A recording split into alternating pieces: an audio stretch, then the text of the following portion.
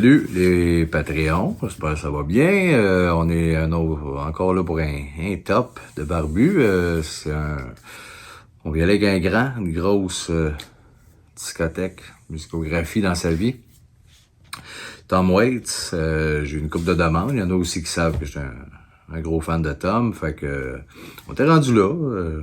Fait que sinon, peut-être aussi le faire découvrir. C'est un artiste compliqué. D'ailleurs, moi, mon histoire avec Tom Waits, je l'ai découvert à une mauvaise période, avec peut-être les mauvais albums au mauvais temps. C'est ça qui arrive, c'est tellement immense, c'est sur une carrière de 30 ans et plus. Fait que tu peux tomber sur un album, il y a tellement d'albums aussi dans des genres.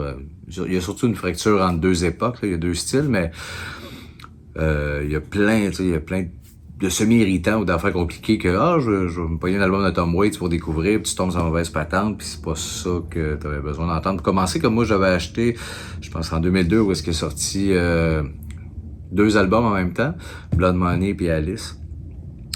Puis je les avais écoutés, j'avais pas haï ça, mais j'avoue que la voix m'avait gelé.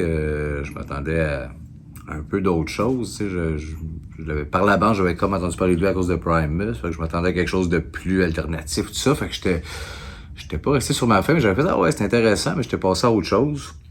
Puis c'est des années plus tard, où ce que le nom venait souvent, les artistes que j'aimais, ils étaient cités partout, je me doutais bien qu'il se passait de quoi là, sauf que moi, je suis zéro blues. Dans ma musique, c'est un type de musique que je consomme pas vraiment, le jazz à l'époque, quand même moins.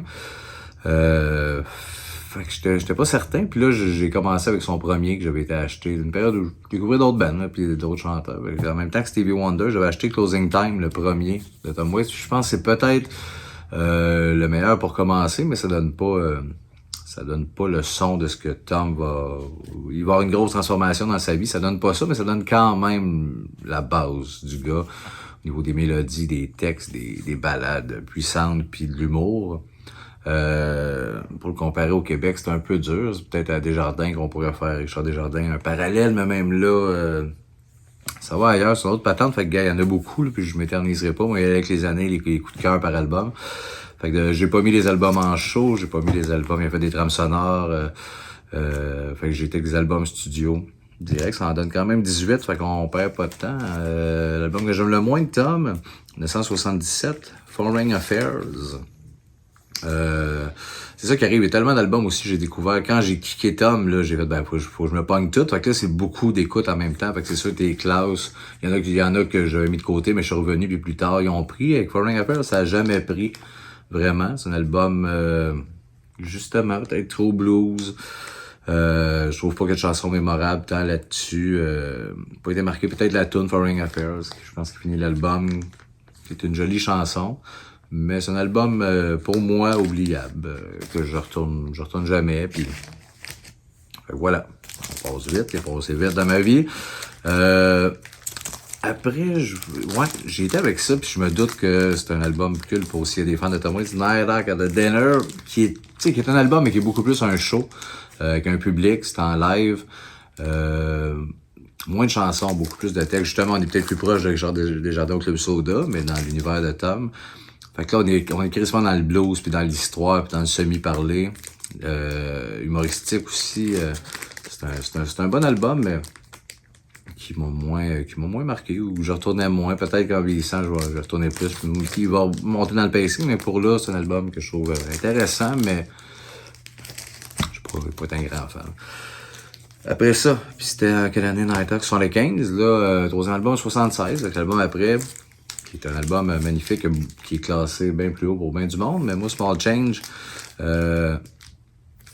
c'est un bon album. Encore là, vous allez voir, c'est ça, la première partie de sa vie, les albums sont moins hauts dans mon pacing. Il y a Tom Cropper's Blues, qui était un de ses plus gros hits en carrière là-dessus, qui était une super belle balade. Puis il y a The Piano Has Been Drinking, qui est une chanson magnifique. Un soir sous, tout seul, là. T'écoutes ça, pis c'est et drôle et très touchant. C'est le pianiste qui est défoncé, qui est sous-mort, puis qui met ça un peu sur la faute de son piano. Fait qu'il y a de quoi d'humoristique et de triste en même temps. C'est une chanson que j'aime bien, gros. Mais d'autres chansons que plus oubliables pour moi sur ce disque-là. Après, encore dans le même bout, un peu en 78, Blue Valentine. Encore là, un album très blues, mais les arrangements, le mix là-dedans, les albums, les tunes sonnent magnifiques. Chanson que j'aime beaucoup, l'ouverture, qui est une chanson de West Side Story, la musique musicale qui est Somewhere, pris par Tom. Ça sonne vraiment bien. Bon 10, plus d'ambiance, là, en soupant ou pour être dans un mood. Blues, c'est un bel album, mais moins de chansons isolées que j'aime dans un mix ou tout ça. Fait que le beau Tom, là, t'es un vrai malcommode, hein? Un gars qui se tiraille en prison, il fume la pipe en cachette. C'est un hostie, ça. OK, après, on fait un gros switch de 78 à 2011, qui est son dernier album. Donc, ça fait 10 ans que Tom n'a rien sorti. Pas juste ça à faire, hein? Il touche des murs. Il fait juste ça depuis 10 ans, genre. Il est fatigué, il est plus vieux. Balazmi, qui est un bon album. Quand j'étais un peu déçu à sa sortie, mais on était exigeant, exercice qu'on aime en même temps. Le bonhomme t'est rendu là. Il y a des tunes magnifiques là-dessus. Pay Me, une petite balade qui me touche beaucoup. Je trouve bien belle. Puis Hell Broke Loose. Je pense que c'est Flea qui fait la bass là-dessus. Puis c'est qui est à la guitare? Je pense que c'est Keith Richards. Mais le clip est magique. C'était le single. La tune à kick pour est solide, les arrangements. Là, Tom est dans sa grosse voix choquée, puis Hell Broke Loose. Vous tapez le dernier single de Tom il y a 10 ans, mais c'est une bonne tune, fait qu'un bon album, mais voilà. OK, après, on revient en 2006, où est-ce que Tom a sorti la trilogie de Orphans. Fait que c'est Ballers, Brawlers and Bastards. C'est une trilogie sortie en 3 albums. En vinyle sur CD, si je me souviens, c'était 3 albums aussi, mais il me semble que c'était pas un coffret de 3 disques, mais peu importe. 2006, j'étais vraiment dans mon pic. C'est la naissance de mon premier gars, fait que j'étais dans Tom Waits par-dessus la tête. J'ai été confus par cette œuvre-là. Il y a vraiment des pièces magnifiques, mais pour moi, ça tire trop partout. Ça aurait dû être ramassé, maximum un album double. Surtout pour Bastard, parce que Brawlers, c'est des chansons un petit peu plus, sans être rock, mais dynamiques, avec des tunes.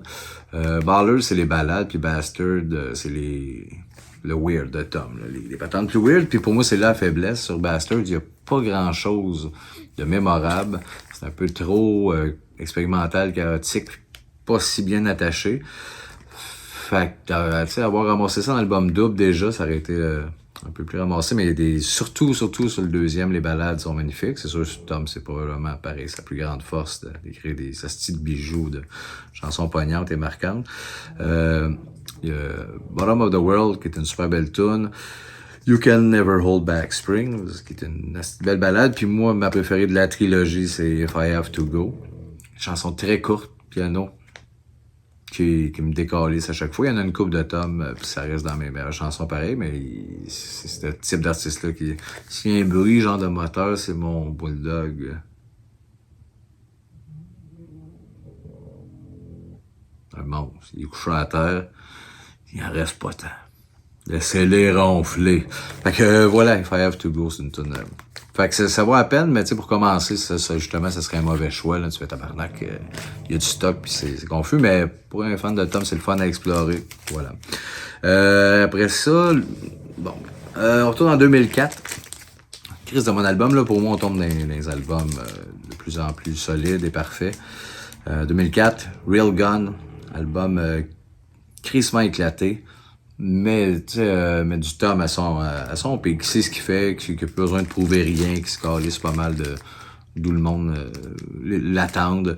Il y a des chansons magnifiques, The Day After Tomorrow, Don't Go into That Barn, puis moi de loin ma meilleure, Hoist That Rag, avec Marc Ribot, qui est guitariste de Tom, qui revient souvent, qui a une signature magnifique, puis les petits riffs un peu latin là-dedans, avec la baguette électrique distorsionnante, la voix qui est dans un filtre un peu métallique.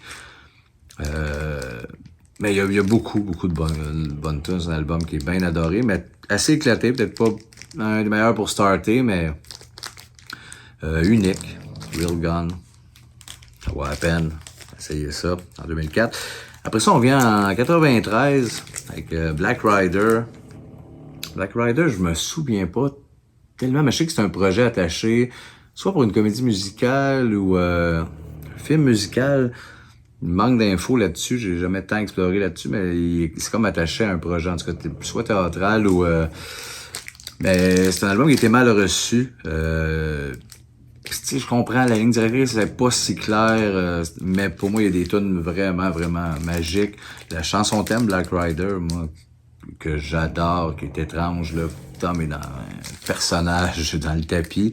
Just the Right Bullets aussi, parce qu'on est dans le thème There is a light in the far, qui devient un peu monstrueux, mais génial. Puis, peut-être dans mon top 3, Lucky Day, une chanson que je trouve magnifique. Et dans le texte, le swing mélodique, je la trouve poignante et grandiose, la chanson de Lucky Day.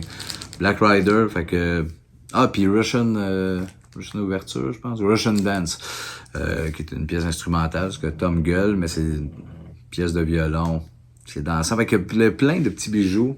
November aussi là-dessus, avec beaucoup de belles tunes, mais perdu dans un concept un peu flou. Je vais aller fouiller d'ailleurs, ça m'intrigue d'où est-ce que c'était attaché à quoi, mais moi je l'ai plus découvert comme album. Simple de même. Après ça, ok, là, il arrive tôt dans mon pacing quand même, Closing Time, en 73, premier album de Tom, l'album qui m'a fait aimer Tom, qui a fait, oh oui, je veux connaître ce bonhomme-là. Justement, quand je parlais de Richard Desjardins, on est peut-être plus proche là. C'est pour ça que Tom est là-dedans. On est plus dans le folk, country, un peu de blues, un peu de jazz, mais tu sais, il pitchait tout là, mais c'est probablement le meilleur album pour le découvrir. Mélodieux, facile, beau. De A à Z, il n'y a pas de tune qui gosse. Mes préférés, Martha, qui est un bijou, Grateful Moon, mais pour vrai, ça va, le monstre. Bon, réveil. C'est un album à vraiment, vraiment découvrir, qui est magnifique, qui s'écoute n'importe quand, il y a des chansons mémorables de ça. Fait que Closing Time, ça vous prend ça.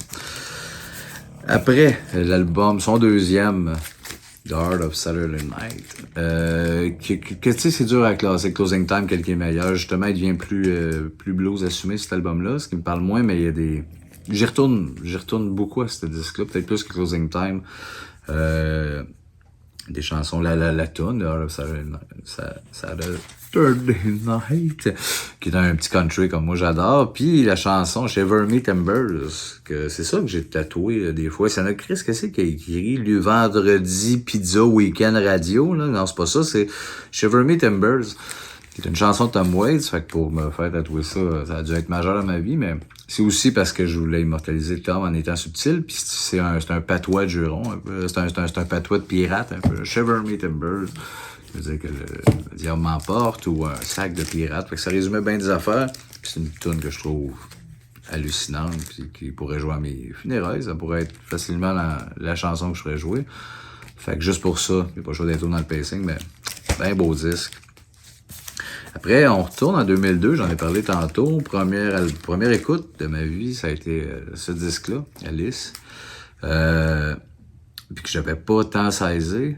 Mais c'est un album magnifique. Il est sorti 2 albums en même temps, Real Gun puis Alice. Real Gun beaucoup plus éclaté, plus mordant, un peu plus... puis Alice beaucoup plus balade, Space. Puis c'est un excellent... À partir de là, c'est ça, c'est toutes des crises d'albums à découvrir. Puis peut-être que vous autres, ça va être votre top 1. Puis là, c'est peu important là, mais moi, c'est à peu près là qu'il va. Flowers Grave, qui est une balade hallucinante. Fish and Bird aussi. Fait que là, on est vraiment plus dans un album de ballade avec 2-3 tunes qui éclatent un peu plus. Mais c'est ça, il répète plus haut, mais il est là, dans mon pacing. OK. Ouais, lui qui est en 1980, qui est monté plus récemment, avec du recul, Heart Attack and Vine. Il était longtemps beaucoup plus bas que ça, mais c'était avec du recul que j'y retourne. Il y a des chansons trop marquantes. Moi, Jersey Girl, qui a été repris par Bruce Springsteen. Je suis pas si fan de Bruce, mais qui a été repris, puis il a dû faire un hit plus gros que Tom, là, mais chanson très basique d'amour, ballade country, mais que je trouve hallucinante. Under Nichols, c'est la chanson que j'écoutais, que j'associe à la naissance de Léo, mon plus vieux. Puis même Charlie, je retourne à ces tunes-là. Je dirais quand j'ai des enfants, j'écoute cette tune-là, mais c'est une chanson ben touchante. Ruby's Arms aussi, qui est un album qui s'écoute bien, avec des grosses pièces marquantes de Tom. Album transition aussi, vraiment de deux époques. Il venait de faire, justement, on sentait qu'il voulait aller un petit peu ailleurs. Fait que c'est ça, album de transition. Un peu croche, mais des tunes magnifiques. Tapez-vous ça. Ok, je sais plus on est dans quel ordre, mais là on s'en va en 99. À partir de là, écoute, c'est ça, ça peut bouger. Pardon, la COVID. La COVID. Puis Mule Variation en 99. Puis honnêtement, tous les albums, les prochains, pourraient être quasiment n'importe où dans l'ordre. Un album parfait, peut-être un autre bon à découvrir si quelqu'un veut pas partir de trop vieux avec une voix trop clean de Tom qui veut tout de suite tomber dans du Tom. Peut-être un bon premier à écouter. Où ce qu'on a vraiment, vraiment de tout. Hold On, Georgia Lee. Take It With Me aussi qui finit l'album, un autre tune, comme j'ai parlé tantôt, qui me casse en deux. Mais de A à Z, on a un Tom crissement en forme. C'est un album que j'adore, qui est magnifique. Je ne dirais pas mille affaires là-dessus, mais répétez, je veux surtout vous faire... je plug quelques tunes pour que vous allez écouter si ça vous intéresse, mais gros album. Ok, après, là, on tombe dans le top 5, fait que... voilà, j'ai mis Frank Wild Years. Un peu, c'est une trilogie que Tom a faite mi des années 80. 3 albums vraiment marquants. C'est le 3e, celui que je préfère le moins. Justement, un mauvais pour commencer. Étrange, j'ai comme un retour aux sources dans ses bases de blues, mais là, dissonant, de la grosse accordéon, prise de son assez étrange. Mais unique, s'écoute vraiment d'une traite. Il y a des tunes Innocent When You're Dream, I'll Be Gone, Telephone Call from Istanbul, c'est des grosses chansons. L'ambiance étrange, pas grand chose qui ressemble à ça, à part du Tom Waits, là, mais c'est comme une continuité dans sa trilogie. Mais c'est unique, c'est magnifique, ça ressemble à rien. Mais c'est ça. 4e.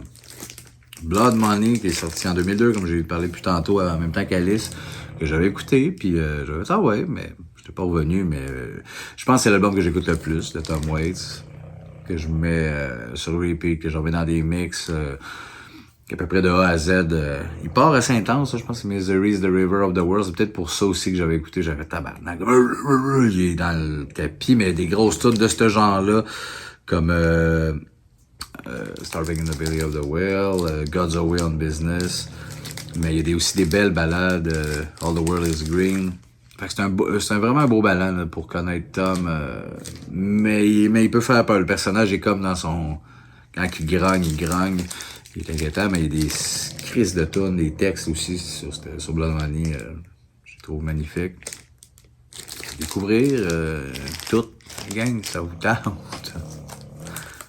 Pas un vendeur marche au plus. De vrai. Si t'écoutes Blood Money, moi, j'en fais écouter un autre. Écoute-les si ça te tente, là. Moi, je partage ça, puis je veux rien vendre à personne, mais voilà. Je suis Final Tree, numéro 3. Swordfish Trombones. 85, je pense. 83.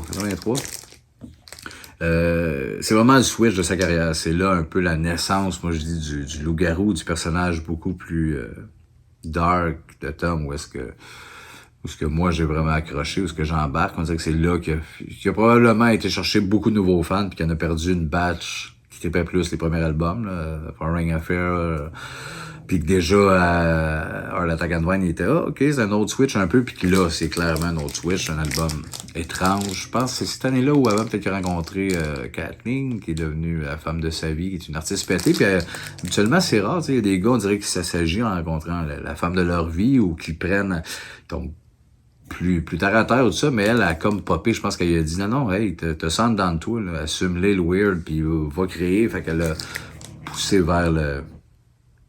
vers sa créativité, puis d'assumer ses patentes qu'il avait dans la tête plus éclatées, puis ça a donné cet album-là qui est un chef-d'œuvre, qui est un crise de 10 parfait de A à Z. Underground, Johannesburg, Illinois, The Neighborhood, mais de A à Z, honnêtement, c'est un album assez parfait. En 3e, il pourrait être plus haut aussi, mais écoutez ça, unique et magnifique. Deuxième position, 92, Bone Machine. Un album, justement pour les tunes isolées, si t'es séparé, on dirait peut-être un peu moins, mais quand tu écoutes de A à Z, ça n'a pas de sens, boomer.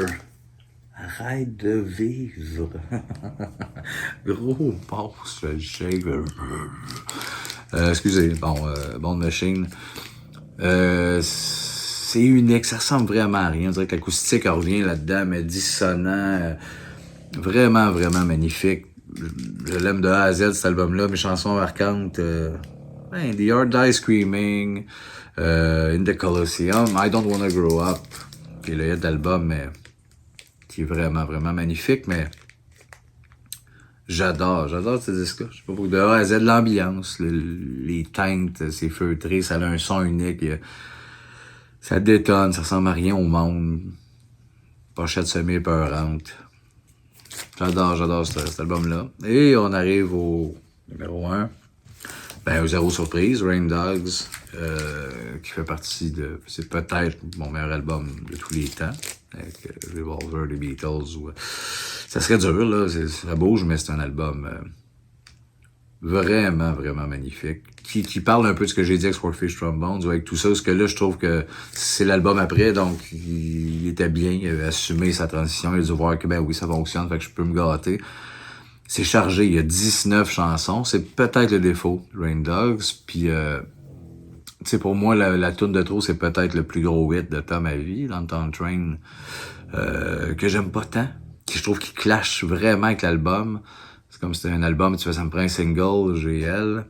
Mais pourtant, il y a d'autres tunes aussi pop, comme Lay Down Your Head ou tout ça, mais que j'adore vraiment. Ça passe vraiment, c'est un album trop unique de... Tu l'écoutes, t'es plus sûr... T'es dans la même époque ou sur le même album. Clap Hands, Tango Till They Soar, Time, la tune Rain Dogs. Peut-être l'autre défaut, la première partie plus forte que la deuxième pour moi. Mais tu sais, avec 19 tunes, dans plein de genres, garocher du stock, dans le blues, dans le jazz, dans l'expérimental, c'est un album vraiment, vraiment magnifique. Quelle année 85, justement, qui a pas pris une ride. J'adore ce disque-là. Je sais pas si c'est le meilleur pour commencer. Je comprends qu'on... Peut-être, si vous écoutez, vous connaissez même pas Tom Waits, vous avez écouté ça, j'en veux un. C'est un shortcut tout de suite. Peut-être qu'avoir un écoute, vous allez faire ça. Le meilleur album ever. Ça s'est développé sur le tard. Moi, c'est arrivé en découvrant un album, l'autre, à un moment donné, oui, Rain Dogs, j'ai vu, me semble, puis de le mettre, puis de faire tabarnak. J'étais peut-être là, un moment où je découvrais Tom, je capotais, puis de tomber là-dessus, ça a comme fait. Mais tu sais, je suis pas tout seul qui met cet album-là ben haut dans tout ça. Fait que c'est ça, c'est un peu ça, Tom Waits, c'est abstrait. Pourquoi je l'aime tant? Sa démarche, le son, ce qui est... il y a cet album-là aussi. Il y a cet album-là. Ça, c'est un album en show.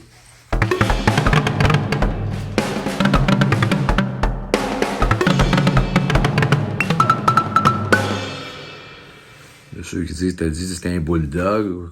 Oui. Ça, c'était mon bulldog. Fait que, je comprends rien. Fait que voilà, c'est tout. Merci d'écouter ça ou pas. Puis si ça vous intéressait pas, switchez. On va continuer avec plein de bandes, des tops, des recommandations, des patentes. Il y en a qui aiment ça, je trouve ça bien le fun. Puis s'il y en a qui s'intéressent pas, bientôt aussi, là, il y en a qui se demandent. Tu vois, les jeux vidéo, aller ailleurs, oui. Les comédies, de South Park, les jeux vidéo, je vais en faire plus. Puis on va vous garocher ça. À vous autres, les bébés. Salut, bonne journée.